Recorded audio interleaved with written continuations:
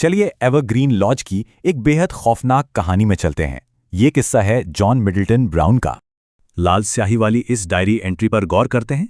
कोई भूत देखकर इतना खुश कैसे हो सकता है? लाल चमड़े में बंधी ये रहस्यमयी डायरी कोई आम किताब नहीं, बल्कि पूरे 113 साल पुरानी थी। एक पुरानी दुकान से महज 12 रुपए में मिली इस डायरी में एवरग्रीन लॉज के राज छिपे थे। इसमें बार बार एक नाम आता है, साइमन। उसकी बुद्धिमानी और बदलते मिजाज की बातें रहस्य को बढ़ाती हैं। फिर 22 सितंबर को गिरी बिजली ने अचानक साइमन की जान ले ली और ब्राउन अंदर तक टूट गया। इस डरावने रहस्य की सच्चाई जानने के लिए उसी वीरान एवरग्रीन लॉज में जाने का फैसला किया गया। एक डरा हुआ दोस्त, एक शक्की वर्कर और नरेटर, इन 3 लोगों ने उस अंधेरी कोठी में कदम रखा। तैयारी भी अजीब थी। भूतों का सामना करने के लिए सैंडविच, कॉफी, ताश और एक पिस्तौल साथ रखी गई। वो कोठी पूरी तरह खंडहर बन चुकी थी। छत टूटी थी और अंदर एक ठंडी वीरान सी फायरप्लेस थी।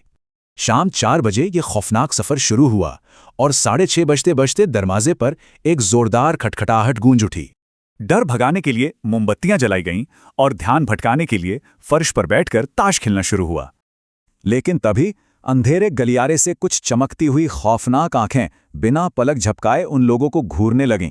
पर घबराने की बात नहीं थी। रोशनी में साफ हुआ कि वो महज एक भटकती हुई काली बिल्ली थी। पर असली खौफ तो अब शुरू हुआ। उस खाली जगह पर अचानक लाल मखमल की एक कुर्सी प्रकट हो गई और वो काली बिल्ली धीरे धीरे चलकर उस रहस्यमयी कुर्सी तक गई और बड़े आराम से उसी पर बैठ गई। तभी उस ठंडे कमरे में एक अदृश्य बूढ़े आदमी की हंसी गूंजी, जो जोर जोर से साइमन पुकार रहा था। ये सुनते ही एक शख्स बेहोश हो गया। बाकी लोग उसे उठाकर उस घने अंधेरे में वहां से भाग निकले। अब सारा रहस्य समझ आ गया।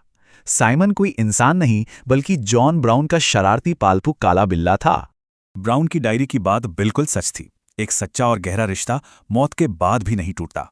तो क्या प्यार वाकई इतना मजबूत हो सकता है कि आत्माएं अंधेरे में हमेशा किसी का इंतजार करती रहें?